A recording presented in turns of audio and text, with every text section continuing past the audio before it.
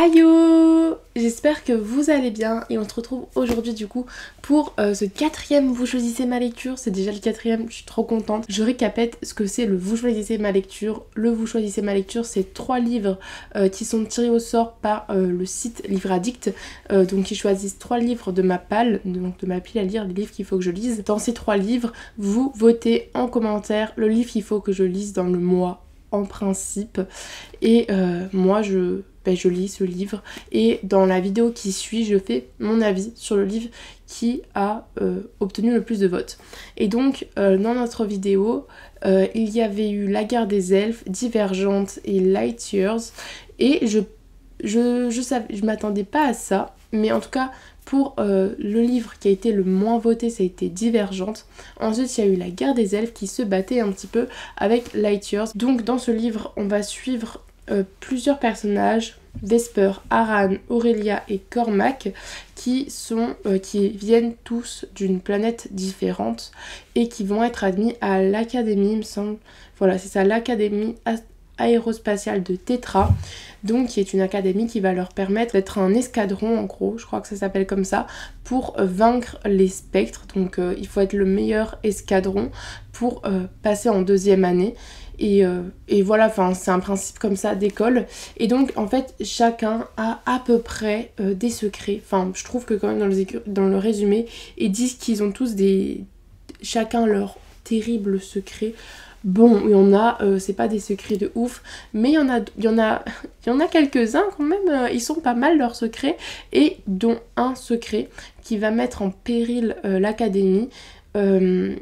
Et je vous en dis pas plus, mais qui est vraiment chaud patate comme secret. Et moi perso j'ai beaucoup aimé. C'était pas un coup de cœur, vraiment pas. C'est mon premier livre de Cass Morgan. J'ai pas lu les 100, enfin 100, toujours pas, mais il me tarde de le faire. Le point principal de ce roman, c'est vraiment les personnages, et j'ai vraiment apprécié tous les personnages, sauf un personnage que je n'ai pas aimé, c'est Cormac. J'aimais pas sa façon de parler, parce que du coup ça se voit quand on change, surtout avec... Ah, j'ai oublié mon marque-page. Surtout avec Cormac, en fait, on voit sa façon qui change de parler. Il est très impulsif, il est assez violent dans ses propos, il insulte un peu tout le monde. Et c'est vrai que j'ai eu du mal, et aussi avec... sa façon de penser, sa façon d'agir, qui parfois j'étais pas d'accord avec. Mais sinon, c'est vrai que Vesper, Aran et Aurelia, je les ai tous aimés. J'ai beaucoup, vraiment, c'est un des points principaux du roman que j'ai aimé, c'est le fait que l'homosexualité soit normalisée. C'est-à-dire que c'est même pas quelque chose... Enfin, je sais pas comment expliquer, je vais vous donner des exemples plutôt. Il y a un des personnages qui est homosexuel et qui du coup va sortir avec un des gars de l'académie, et en fait les autres de son escadron, à aucun moment ils vont dire ah mais je savais pas que t'étais homosexuel, c'est cool ou quelque chose comme ça. Et à aucun moment ils sont là en mode oh vous êtes trop mignons ensemble. Et encore une fois à un moment donné Aran dit à Aurelia, qui est la seule qui on voit qu'elle fricote avec personne, dit à Aurelia mais il n'y a pas quelqu'un qui t'intéresse dans l'escadron, par exemple Cormac, donc un garçon, ou Vesper, donc une fille. Et à aucun moment elle ne dit pas non mais c'est pas les filles qui m'intéressent, ou alors il dit ou alors Vesper si c'est les filles qui t'intéressent. Genre vous voyez, c'est normalisé, c'est à aucun moment on est là, il n'y a pas des propos homophobes, il n'y a pas des gens qui vont les insulter parce qu'ils sont en couple tous les deux. J'étais choquée, c'était trop bien, j'ai adoré voir ça, de la diversité, et de la diversité qui soit normalisée, qui soit pas au cœur du roman et qui fait pas que un sujet de débat en fait. C'était trop bien, vraiment un des points principaux. Ensuite il y a une relation professeur-élève, love, ceux qui me connaissent savent que j'adore ça. Du coup j'étais en mode c'était trop chou. Ils sont tous en couple, par contre ça c'est... Bon, t'es pas obligé d'être tous en couple, mais bon, je pense que ça fait partie du roman. Et après, au niveau de l'intrigue, je peux pas vraiment vous en dire beaucoup parce que c'est pas vraiment ce qui m'a vraiment accroché. Genre, c'est pas elle était inexistante l'intrigue, mais c'est vrai que c'est pas ce sur quoi le roman tourne le plus.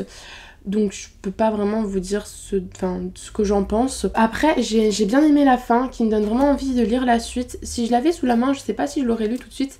Mais en tout cas la fin est vraiment bien et je pense que dans le tome 2 il va se passer plus de choses que dans le tome 1 au niveau de l'intrigue et de l'action, parce que c'est vrai que là c'était plutôt un tome introductif je trouve. Après globalement voilà, c'était une bonne lecture. Je sais pas trop quoi en dire parce qu'en fait il n'y a pas grand chose à dire pour le moment dessus. Mais je vous la conseille, surtout si vous aimez bien tout ce qui se passe dans l'espace. Moi c'est pas tellement mon kiff la sci-fi dans l'espace, mais pourquoi pas, c'était vraiment cool. Ceux qui aiment les relations entre personnages, elles sont vraiment bien faites. Et surtout si vous aimez la romance mais que ce soit pas décrit réellement comme une romance, c'est un bon livre pour ça. Et maintenant, le moment que j'attends le plus à chaque fois, à chaque vidéo, que j'adore, le tirage au sort. Je sais pas si je l'avais dit dans l'ancienne vidéo, mais des fois quand je suis seule chez moi que je m'ennuie, je fais un tirage au sort comme ça parce que c'est mon kiff en fait. Nous avons donc La Maison de la Nuit, d'accord, très bien. Ensuite en deuxième livre, encore La Maison de la Nuit, décidément, ça veut dire qu'il faut que vous votiez pour lui. Je vais pas prendre deux fois parce qu'en fait j'ai mis tous les tomes pour qu'il y ait plus de chances qu'il soit pris. Du coup, si je tombe sur le tome 6, bah, c'est quand même le tome 1 que je vais devoir lire. Ensuite, Les Insoumis, donc Darkest... J'arrive pas à le dire. Darkest Minds, on va dire à la française. Dans l'ombre de Stella, ben voilà, allez hop, hop, et voilà, j'ai pris les 3. Du coup, le premier qui est sorti. Donc, voici Marqué, qui est écrit par PC Cast et Christine Cast, donc sûrement des sœurs, ou une mère et sa fille, je sais pas. Et du coup, c'est le premier tome de la saga dans la Maison de la Nuit. C'est sorti chez PKJ, j'ai les 7 premiers tomes il me semble. J'avais lu le premier tome à la bibliothèque et j'avais vraiment beaucoup aimé et je voulais me procurer la suite du coup, mais je me suis dit Erin, vu que t'as autant aimé et que c'est une saga qui est autant appréciée, attends de trouver un lot sur Vinted et tu te l'achètes. Et quand j'ai vu qu'il y avait un lot à 15 € je crois, quelque chose comme ça sur Vinted avec les 7 premiers tomes, je me suis laissée convaincre. Et ben, du coup, ça fait un moment qu'il faut que je le relise. Il était dans ma palle du pack, il me semble. Je l'ai pas lu. S'il est là, c'est que je l'ai pas lu et je vous ai pas fait d'avis dans mon bilan du pack. D'ailleurs, je vous invite à aller voir ce bilan. Où je vous dis d'ailleurs aussi pourquoi j'arrête de faire des challenges. Donc si ça vous intéresse, allez voir dans le petit i qui est ici. Et dans ce livre, on va suivre Zoé, qui un jour va voir apparaître une marque. Et en fait quand vous êtes marqué quand vous avez la marque, ça veut dire qu'il faut que vous vous rendez à la Maison de la Nuit où sont formés les futurs vampires. Et si vous n'êtes pas si vous n'arrivez pas à survivre à la transformation, vous allez mourir. Et donc dans cette école, je pense que c'est un peu, pour ceux qui voient, je ne les ai pas lus, mais un peu à l'ambiance de la night school un petit peu. Dans cette école, il va se passer des trucs particuliers. J'avais vraiment beaucoup aimé, je me l'étais lu un été. C'était super bien, c'était haletant. J'avais bien aimé les personnages. Voilà pour la Maison de la Nuit. Donc votez le titre 1 si vous voulez la Maison de la Nuit. Ensuite, nous avons le premier tome des Insoumis, The Darkest Minds, je sais pas comment on prononce, d'Alexandra Bracken, d'Alexandra Bracken, je sais pas comment on prononce, et c'est publié chez le Livre de Poche. Je vais d'ailleurs, je pense, me le racheter dans l'édition du film, qui sont plus jolies, je trouve, que cette édition-là. J'aime pas du tout cette édition. Et je sais pas en fait, ils continuent d'être publiés dans cette édition-là. J'avais vu le film que j'avais plutôt bien aimé. C'était vraiment pas un coup de cœur, hein. J'avais bien aimé, mais sans plus.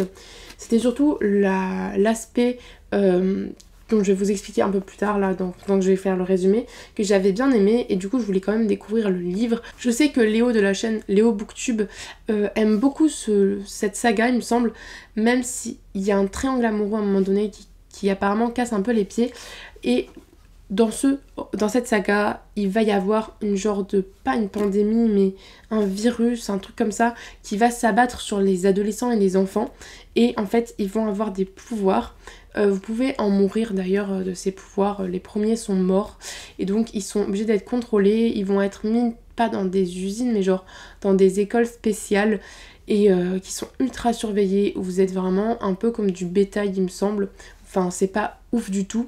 Et vous êtes classé par couleur. Il y a les...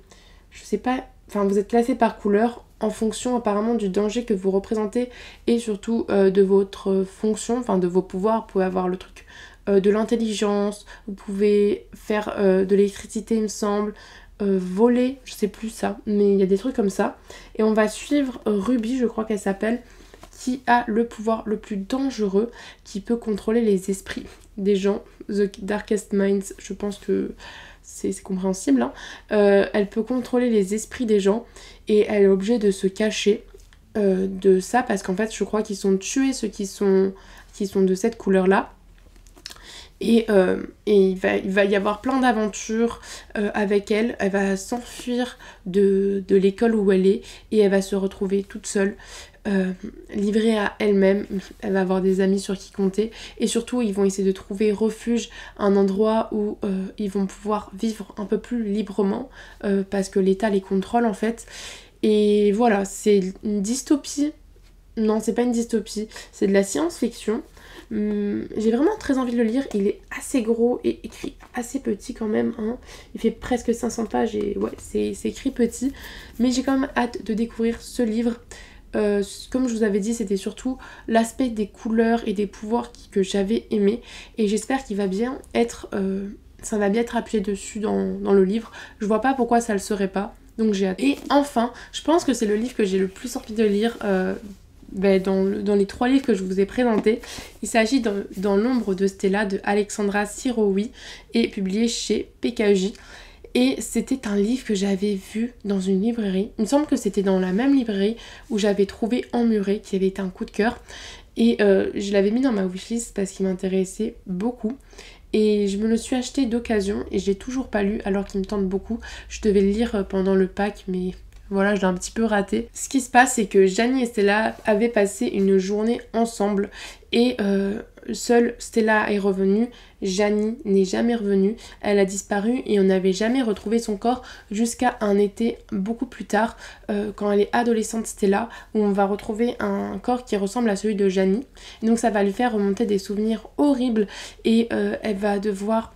du coup, je pense se rappeler de cette journée. Et apparemment, c'est pas sans conséquence. À trop parler de monstres, ils finissent par prendre vie. Ça a l'air hyper intéressant. Je sais qu'il y a une fille sur Instagram qui m'avait dit qu'elle avait adoré ce livre, qu'elle avait hâte d'avoir mon avis dessus quand j'allais le lire. Et ça a l'air d'être un thriller, du coup, un peu... je sais pas si ça va être horrifique parce que... à trop parler de monstres, ils finissent par prendre vie. Ça veut dire qu'il y aurait des monstres dans ce livre. Je sais pas trop, c'est hyper intriguant, j'ai trop hâte de le lire. De toute façon on le voit à la couverture quand même que c'est un peu dark. J'ai trop hâte, je trouve la couverture trop belle. Voilà pour Dans l'ombre de Stella. Et voilà pour la sélection. Du coup je vous rappelle, pour le titre 1 c'est Marqué. Pour le titre 2 c'est Les Insoumis. Et pour le titre 3 c'est Dans l'ombre de Stella. Personnellement je pense que vous allez choisir en premier les Insoumis, ensuite Marqué et ensuite Dans l'ombre de Stella. Ce sont mes pronostics. J'aime bien faire des pronostics, vous le savez.